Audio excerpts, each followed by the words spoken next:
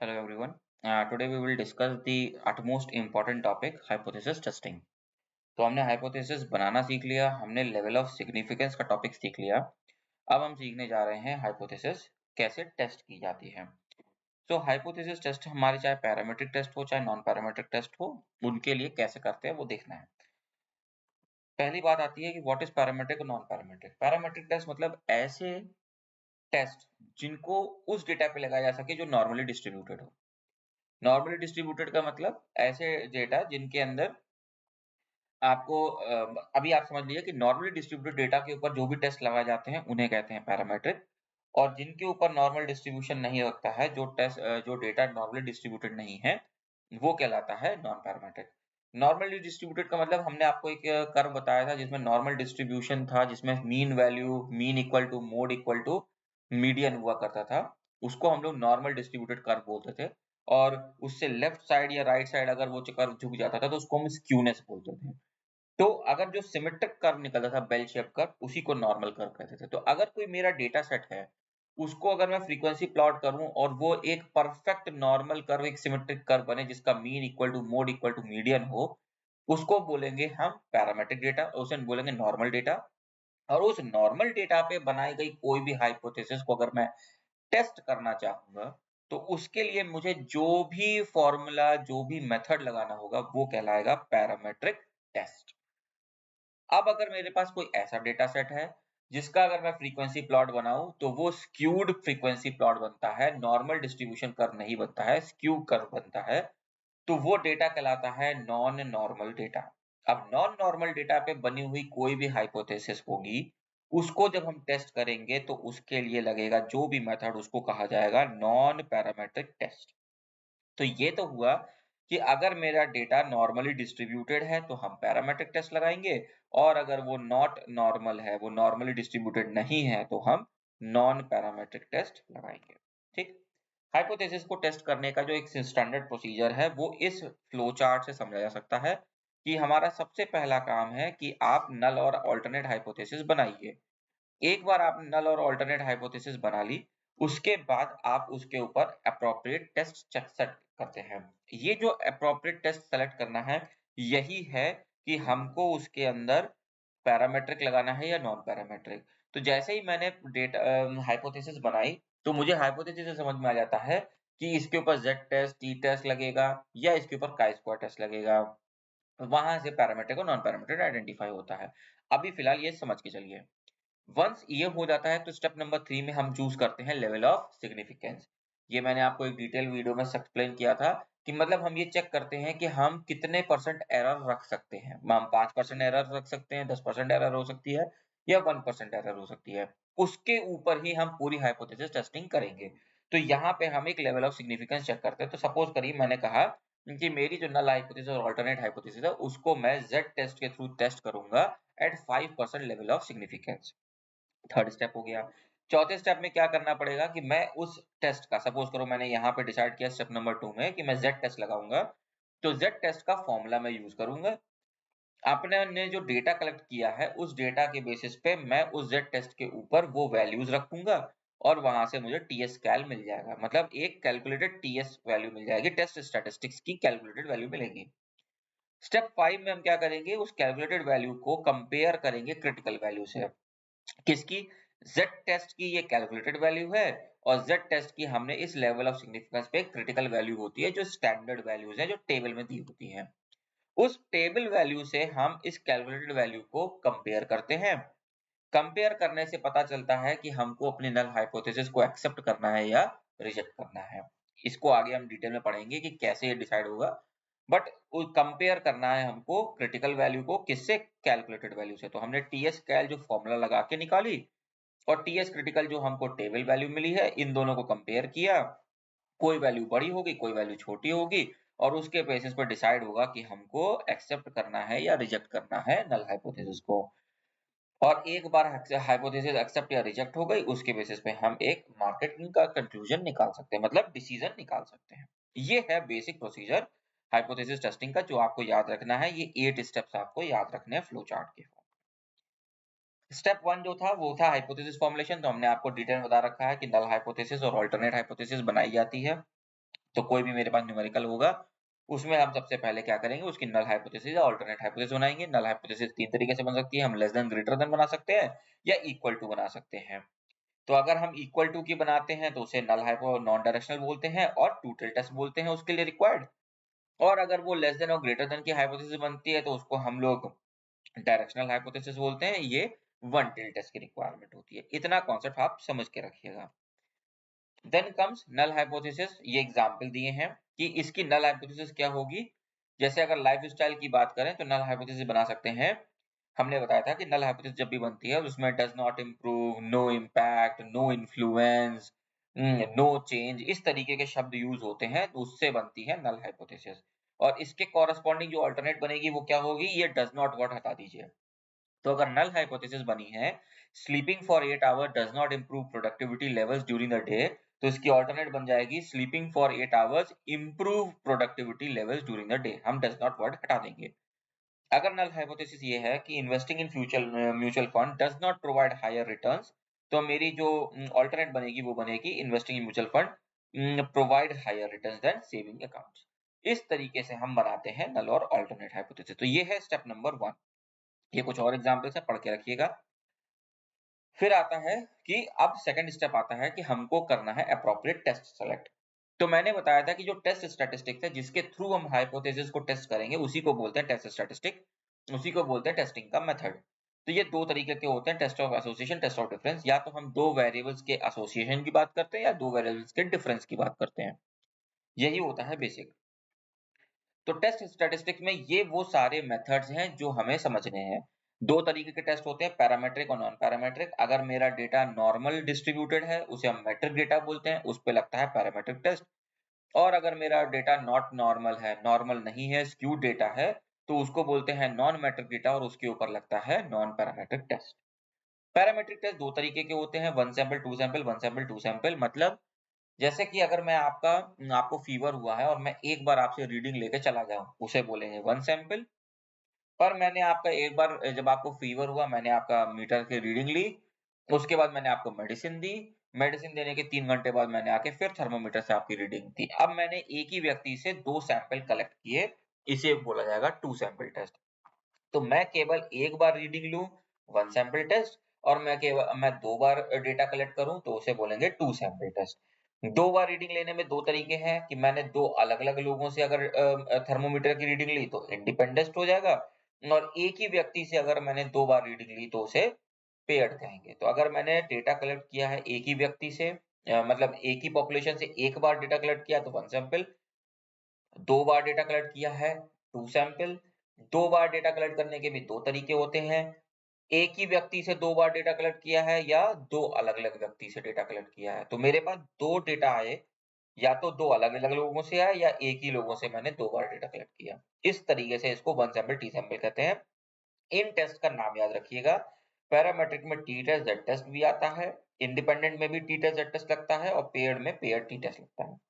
Non parametric में ये सारे टेस्ट हैं जिनके नाम हैं, याद रखिएगा कि वन सैंपल में हम काई स्क्वायर के एस रन लगाते हैं, इंडिपेंडेंट और पेयर्ड में हम मिनमैन विटनी विल्कॉक्सन ये सब लगाते हैं। हमारे सिलेबस में जो हमको एग्जैक्टली पढ़ना है वो है टी टेस्ट, जेड टेस्ट और ये काई स्क्वायर टेस्ट, हमें ये दो पढ़ने हैं। तो हम पैरामेट्रिक में पढ़ते हैं टी टेस्ट, जेड टेस्ट, और नॉन पैरामेट्रिक में पढ़ते हैं काई स्क्वायर टेस्ट, जिसको हम लोग नेक्स्ट वीडियो में डिटेल में एक्सप्लेन करेंगे। फिलहाल अभी स्टेप नंबर 2 में हमें क्या करना था कि हाइपोथेसिस बनाने के बाद हमें टेस्ट ये डिसाइड करना है कि मुझे टी टेस्ट लगाना है कि जेड टेस्ट लगाना है। अब ये कैसे डिसाइड होगा, ये सबसे पहले डिसाइड होगा कि मेरी प्रॉब्लम किस तरीके की है। प्रॉब्लम के बेसिस पर डिसाइड होता है कि टी टेस्ट लगना है कि जेड टेस्ट लगना है। फिलहाल आप लोग अपने लेवल पे परेशान ना हों, आप लोगों को तो क्वेश्चन में लिख के मिलेगा कि टी टेस्ट लगाना है कि जेड टेस्ट लगाना है, तो या तो आपको कुछ ना कुछ हिंट मिल जाएगी जहां से आइडेंटिफाई हो जाएगा कि जेड टेस्ट लगना है कि टी टेस्ट लगना है और कब काई स्क्वायर टेस्ट लगना है। और जब हम लोग इसको नेक्स्ट वीडियो में एक्सप्लेन करेंगे टी टेस्ट, जेड टेस्ट और काई स्क्वायर को, तो और क्लियर हो जाएगा। फिलहाल कंफ्यूजन मत रखिए, अभी याद रखिए कि इस तरीके के टेस्ट होते हैं। तीसरे स्टेप में हमने क्या किया, लेवल ऑफ सिग्निफिकेंस। तो हमने लास्ट वीडियो में डिस्कस किया था कि लेवल ऑफ सिग्निफिकेंस क्या होता है, 5%, 10%, 1% एरर के चांसेस, उसी को हम लोग कहते हैं लेवल ऑफ सिग्निफिकेंस। तो लेवल ऑफ सिग्निफिकेंस की जरूरत इसलिए है क्योंकि ये जो टेस्ट चलते हैं T test, Z test, chi square test, इनको लेवल ऑफ सिग्निफिकेंस की जरूरत पड़ती है। इसीलिए हमको टेस्ट डिसाइड करने के बाद लेवल ऑफ सिग्निफिकेंस डिसाइड करना पड़ता है कि हम 10% के एरर पे काम करेंगे, 5% के एरर पे काम करेंगे कि 1% के एरर पे काम करेंगे। डेफिनेशन आपको पता है, टाइप 1 एरर का मतलब होता है कि कोई नल हाइपोथेसिस ट्रू थी पर आपने उसे रिजेक्ट कर दिया। ट्रू को जब आप रिजेक्ट कर रहे हैं तो टर्नती है टाइप 1 एरर, और फॉल्स को आप एक्सेप्ट कर लेते हो तो क्या बन जाती है? Type 2 error. नॉट रिजेक्टिंग का मतलब एक्सेप्ट। तो फॉल्स चीज को एक्सेप्ट कर लो, टाइप 2 एरर, और ट्रू चीज को रिजेक्ट कर दो, टाइप 1 एरर। यही होता है। और टाइप 1 एरर को ही लेवल ऑफ सिग्निफिकेंस अल्फा कहते हैं, टाइप 2 एरर को लेवल ऑफ सिग्निफिकेंस नहीं कहते हैं। तो जब भी आप लेवल ऑफ सिग्निफिकेंस वर्ड का नाम सुने तो समझ जाइएगा टाइप 1 एरर की बात हो रही है। कोई चीज ट्रू थी उसे फॉल्स कर दिया गया है, और अल्फा की बात हो रही है। तो लेवल ऑफ सिग्निफिकेंस मतलब टाइप 1 एरर अल्फा। अल्फा की वैल्यू क्या हो सकती है? 1% मतलब 0.01, 5% मतलब 0.05 और 10% मतलब 0.10। ये उसके बेसिक अंडरस्टैंडिंग है। लास्ट वीडियो में भी मैंने बहुत ढंग से एक्सप्लेन किया था कि अगर कोई चीज ट्रू है और आपने उसको रिजेक्ट कर दिया, नल हाइपोथेसिस अगर ट्रू है आपने उसको रिजेक्ट कर दिया तो type 1 error. Null hypothesis false थी और आपने उसको रिजेक्ट कर दिया, correct decision. Null hypothesis true है पर आपने उसको रिजेक्ट नहीं किया, करेक्ट डिसीजन। पर नल हाइपोथेसिस फॉल्स थी और आपने उसको रिजेक्ट नहीं किया, फॉल्स को तो रिजेक्ट करना होगा ना, पर फॉल्स थी आपने उसको रिजेक्ट नहीं किया। रिजेक्ट मतलब नॉट रिजेक्ट किया मतलब एक्सेप्ट। फॉल्स को एक्सेप्ट कर लिया, now that is type 2 error. इसे बोलते हैं हम लोग टाइप 1 और टाइप 2 एरर, जिसमें टाइप 1 एरर होती है लेवल ऑफ सिग्निफिकेंस। तो एक एग्जांपल है, गुड गाय को शूट किया, गलत। गुड गाय को शूट नहीं किया, सही। बैड गाय को शूट किया, सही। बैड गाय को शूट नहीं किया, गलत। तो गुड को शूट कर दिया मतलब आपने ये तो अपराध कर दिया, कोई व्यक्ति अच्छा है उसको शूट कर दिया, उसको गलत साबित कर दिया, now that is type 1 error. और गलत को सही मान लिया, दैट इज टाइप 2 एरर। ठीक है, एग्जाम्पल्स दिए हुए हैं टाइप 1 और टाइप 2 एरर के, ये पढ़ लीजिएगा। बहुत सिंपल एग्जाम्पल्स है कि कोई पर्सन जो है इनोसेंट है पर उसको आपने क्रिमिनल साबित कर दिया, ये बहुत बड़ी गलती है, इसे बोला जाएगा टाइप 1 एरर। टाइप 1 एरर को फॉल्स पॉजिटिव बोलते हैं। और कोई पर्सन एक्चुअल में गिल्टी है पर आपने उसे कोर्ट से बाइज्जत बरी कर दिया, now that is type 2 error. ठीक है, ये एग्जांपल्स हैं इसके। ये और एग्जांपल्स दिए हुए हैं, आप लोग पढ़िएगा।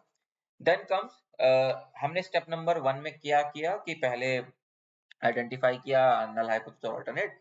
सेकंड स्टेप में हमने डिसाइड किया कि हमें कौन सा टेस्ट लगाना है, तो हमने टी टेस्ट, जेड टेस्ट और chi square test on the basis of हमारी प्रॉब्लम हमने डिसाइड किया कि मुझे कौन सा टेस्ट लगाना है। तीसरे स्टेप में हमने क्या किया? लेवल ऑफ सिग्निफिकेंस आइडेंटिफाई किया। चौथे स्टेप में अब हम पहले डेटा कलेक्ट करेंगे। हमने टेस्ट डिसाइड कर लिया, हमने लेवल ऑफ सिग्निफिकेंस डिसाइड कर लिया, टेस्ट के हिसाब से हमको डेटा कलेक्ट करना पड़ता है। तो अगर जेड टेस्ट का है तो जेड टेस्ट का डेटा कलेक्ट करेंगे, वन सैंपल टी टेस्ट है तो वन सैंपल करेंगे, टू सैंपल टी टेस्ट है तो टू सैंपल कलेक्ट करेंगे, काई स्क्वायर है तो काई स्क्वायर के हिसाब से डेटा कलेक्ट करेंगे। हमने डेटा कलेक्ट कर लिया। कलेक्ट करने के बाद जो भी स्टैटिस्टिक्स हम यूज कर रहे हैं, अगर हम जेड टेस्ट यूज कर रहे हैं तो जेड का फॉर्मूला लगाएंगे, टी टेस्ट यूज कर रहे हैं तो टी का फॉर्मूला लगाएंगे, काई स्क्वायर यूज कर रहे हैं तो काई स्क्वायर का फॉर्मूला लगाएंगे। फॉर्मूला लगाने के बाद जो हमने डेटा से वैल्यूज कलेक्ट किए उनको रखेंगे और एक वैल्यू कैलकुलेट करेंगे जिसको बोलते हैं टीएस कैलकुलेटेड।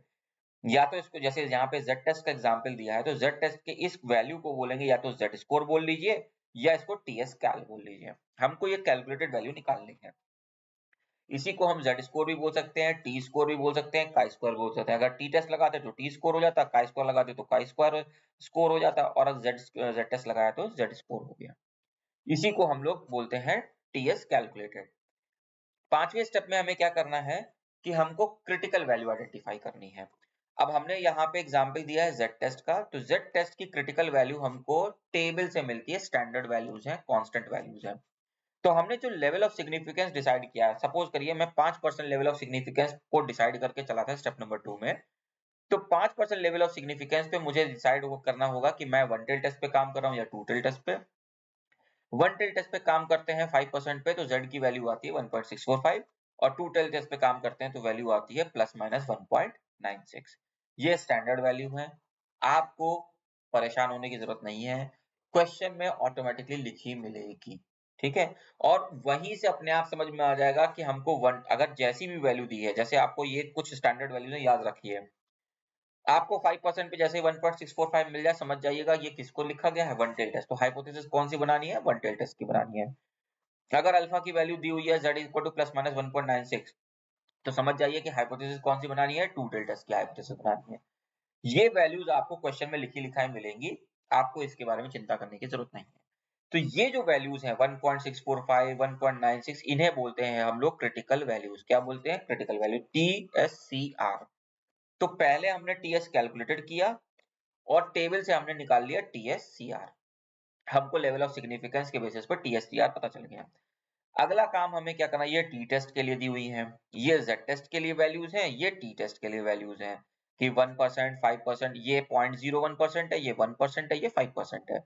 उस पर degrees of freedom, T test में डिग्रीज ऑफ फ्रीडम होती हैं, जेड टेस्ट में डिग्रीज ऑफ फ्रीडम नहीं होती हैं। ठीक है, तो टी टेस्ट में हमें दो चीजें डिसाइड करनी पड़ती हैं कि 5% और 10 डिग्री ऑफ फ्रीडम पे टी वैल्यू क्या होगी। 5% 30 डिग्री ऑफ फ्रीडम पे टी वैल्यू क्या होगी।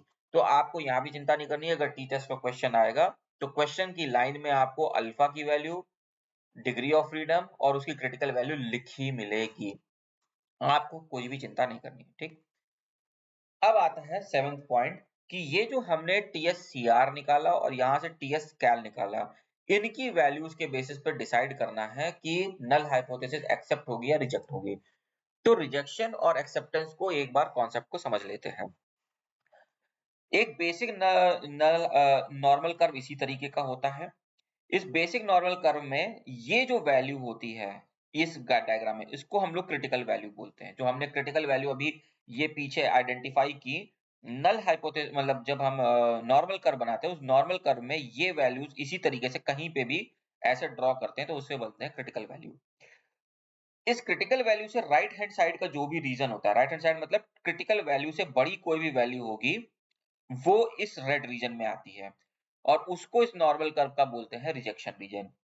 और अगर मेरी कैलकुलेटेड वैल्यू TSCR से छोटी होती है तो उसे बोलते हैं एक्सेप्टेंस रीजन। तो मेरी TSCR एक नॉर्मल कर्व में इस तरीके से रिप्रेजेंट करती है। TSCR से लेफ्ट हैंड साइड की वैल्यूज एक्सेप्टेंस रीजन होती है और राइट हैंड साइड की वैल्यूज क्या होती है? रिजेक्शन रीजन होती है। इसी को हम यूज करते हैं डिसीजन लेने के लिए कि मेरी नल हाइपोथेसिस एक्सेप्ट होगी या रिजेक्ट होगी। तो आप ये याद रखिए कि बेसिक नॉर्मल कर्व में जो TSCR होगा वो कोई एक सिंगल लाइन होगी, उस वैल्यू को हम TSCR कहेंगे। उस TSCR से ऊपर की वैल्यूज अगर होंगी तो वो रिजेक्शन रीजन में आएंगी और उससे छोटी वैल्यूज होंगी तो वो एक्सेप्टेंस रीजन में आएंगी। अब आप देखिए टू टेल टेस्ट के लिए क्या होता है, एक नल हाइपोथेसिस का ये नॉर्मल का ये वन टेल टेस्ट के लिए है कि आपका एक साइड का ही हमने दिया हुआ है। टू टेल टेस्ट में क्या होगा, उस नॉर्मल कर्व में दो भाग हो जाएंगे, लेफ्ट साइड भी भाग होगा, राइट साइड भी भाग होगा। ये होंगी नेगेटिव वैल्यूज, ये होंगी पॉजिटिव वैल्यूज। ये जो लाइनें होती हैं हमेशा TSCR की होती हैं। तो जैसे आपने देखा होगा, ये रहा टू टेल टेस्ट, इसमें क्या लिखा है प्लस माइनस 1.96, पर वन टेल टेस्ट में क्या लिखा है केवल 1.96 प्लस का, नेगेटिव का नहीं लिखा है। इसका मतलब जब हम वन टेल टेस्ट का डायग्राम बना रहे हैं तो ये हो गई प्लस 1.96, ये हो गई प्लस 1.675 या ये हो गई प्लस 1.96, ये हो गई 1.96। 1.96 से ऊपर की अगर वैल्यू होगी तो वो रिजेक्शन रीजन है, उससे छोटी वैल्यू होगी तो एक्सेप्टेंस रीजन है। पर जैसे ही मैं टू टेल टेस्ट की बात करता हूँ, यहाँ दोनों प्लस माइनस वैल्यूज आ जाती हैं, प्लस माइनस 1.96। तो ये वैल्यू हो गई प्लस माइनस 1.96, ये हो गई प्लस 1.96। तो ये दोनों वैल्यू TSCR की हैं। अब आप देखिए यहाँ रेड है, यहाँ रेड है, इसका मतलब अगर प्लस 1.96 से वैल्यू बड़ी होगी तो भी रिजेक्शन रीजन है और माइनस 1.96 से छोटी वैल्यू हुई तो भी रिजेक्शन रीजन है। इस सेंट्रल वैल्यू में इतने में आएगी, मतलब प्लस माइनस 1.96 से लेके प्लस 1.96 के बीच की वैल्यू होगी, तब हम नल हाइपोथेसिस को रिजेक्ट नहीं करेंगे। और अगर प्लस 1.96 से बड़ी वैल्यू है तो रिजेक्ट कर देंगे और माइनस 1.96 से छोटी है तब भी उसको रिजेक्ट कर देंगे। तो टू टेल टेस्ट के लिए हमको TSCR की दो वैल्यूज मिलती हैं, एक नेगेटिव वाली, एक पॉजिटिव वाली। और नेगेटिव और पॉजिटिव के बीच का रीजन कहलाता है नॉन रिजेक्शन या एक्सेप्टेंस रीजन, उसके ऊपर का या उसके नीचे का रीजन कहलाता है रिजेक्शन रीजन। इसके ऑपोजिट जो वन टेल टेस्ट होता है, वन टेल टेस्ट में हमको एक ही वैल्यू मिलती है पॉजिटिव साइड की, चाहे टी टेस्ट लगाएं चाहे जेड टेस्ट लगाएं। उससे ऊपर की वैल्यू होती है रिजेक्शन रीजन और उससे नीचे की पूरी वैल्यूज होती हैं एक्सेप्टेंस रीजन। तो अगर TS क्रिटिकल से बड़ी वैल्यू निकलती है हमारी TS कैलकुलेटेड मतलब ये वाली वैल्यू, तो अगर ये मेरी TS कैलकुलेटेड इस TSCR से बड़ी आ जाती है तो वो कहाँ निकल जाएगी, टीएस कैलकुलेटेड टीएससीआर से बड़ी आ जाएगी, टीएस कैलकुलेटेड टीएससीआर से बड़ी आ जाएगी, तो वो किस रीजन में आ रही है, रिजेक्शन रीजन में आ रही है, तो नल हाइपोथेसिस रिजेक्ट हो जाएगी। और अगर टीएस कैलकुलेटेड की वैल्यू टीएससीआर से छोटी होती है तो वो किस रीजन में आ रही है, एक्सेप्टेंस रीजन में आ रही है, तो नल हाइपोथेसिस क्या हो जाएगी, एक्सेप्ट हो जाएगी। तो अगर आपकी टीएस कैलकुलेटेड टीएससीआर से बड़ी आ रही है तो नल हाइपोथेसिस रिजेक्ट है, और टीएस कैलकुलेटेड अगर टीएससीआर से छोटी है तो नल हाइपोथेसिस एक्सेप्टेड है। तो आप देख सकते हैं दोनों जगह कैलकुलेटेड वैल्यू बड़ी आ गई तो हम उसको वो इस तरफ से आ जाएगी, टीएससीआर के बाद लिखी जाएगी, वो रिजेक्शन रीजन होता है। और अगर वो टीएस कैलकुलेटेड की वैल्यू स्मॉलर हो गई तो वो तो पीछे आ जाएगी तो एक्सेप्टेंस हो जाएगा। अब जो हमने एग्जाम्पल पकड़ा है, एग्जाम्पल देखिए, एग्जाम्पल में कैलकुलेटेड वैल्यू है 1.88, ठीक है, और ये कौन सा टेल टेस्ट है, वन टेल टेस्ट है, और इसमें जो बेसिक वैल्यू है वो कौन सी है, 1.645। जब आप देखिए पॉजिटिव वैल्यू 1.645 आ रही है, और अगर वन टेल टेस्ट लगाएं तो ये कैसी है, 1.88, 1.88 इज बिगर देन 1.645, मतलब कैलकुलेटेड वैल्यू बड़ी है क्रिटिकल वैल्यू से। तो अब आप देखिए कैलकुलेटेड वैल्यू बड़ी है क्रिटिकल वैल्यू से, तो कैलकुलेटेड वैल्यू किस रीजन में आ रही है, रिजेक्शन रीजन में आ रही है। तो इस पर्टिकुलर क्वेश्चन के लिए आपकी जो नल हाइपोथेसिस होगी वो रिजेक्ट हो जाएगी, नॉट एक्सेप्टेड रहेगी, ठीक है। This is how it is. तो ये एग्जाम्पल है। तो यहाँ पे जो नल हाइपोथेसिस है कि 1.645 क्रिटिकल वैल्यू निकाली हमने, और कैलकुलेटेड वैल्यू 1.88 है, तो मतलब कैलकुलेटेड वैल्यू टीएससीआर से बड़ी है, इसीलिए हम क्या करेंगे, रिजेक्ट करेंगे नल हाइपोथेसिस में। जैसे ही हमारी कैलकुलेटेड वैल्यू क्रिटिकल वैल्यू से बड़ी हो जाएगी, हम क्या कर देंगे, रिजेक्ट कर देंगे। और जैसे ही हमारी कैलकुलेटेड वैल्यू क्रिटिकल वैल्यू से छोटी हो जाएगी तो हम नल हाइपोथेसिस को एक्सेप्ट करेंगे। एक्सेप्ट और रिजेक्ट किसको करना है, नल हाइपोथेसिस को, ऑल्टरनेट को नहीं, किसको करना है, नल हाइपोथेसिस को। ये कुछ एक अलग एग्जाम्पल है, वही स्टेप नंबर 6 के हैं कि आपने टीएस कैल और टीएस सीआर निकाला, क्रिटिकल वैल्यू और कैलकुलेटेड वैल्यू निकाली टेस्ट स्टैटिस्टिक की, और उसके बेसिस पे आपने डिसाइड किया कि अगर वो वैल्यू छोटी है या बड़ी है, उसके बेसिस पे एक्सेप्ट और रिजेक्ट किया। इन डायग्राम को याद रखिएगा कि कैलकुलेटेड वैल्यू अगर क्रिटिकल वैल्यू से बड़ी है तो वो रेड रीजन में आएगी, और अगर कैलकुलेटेड वैल्यू क्रिटिकल वैल्यू से छोटी है तो वो ग्रीन रीजन में आएगी। और ग्रीन का मतलब है एक्सेप्ट योर नल हाइपोथेसिस, और रेड का मतलब है रिजेक्ट योर नल हाइपोथेसिस, ठीक है। सो ये है टोटल हाइपोथेसिस टेस्टिंग का पूरा प्रोसीजर, ठीक है। Thank you.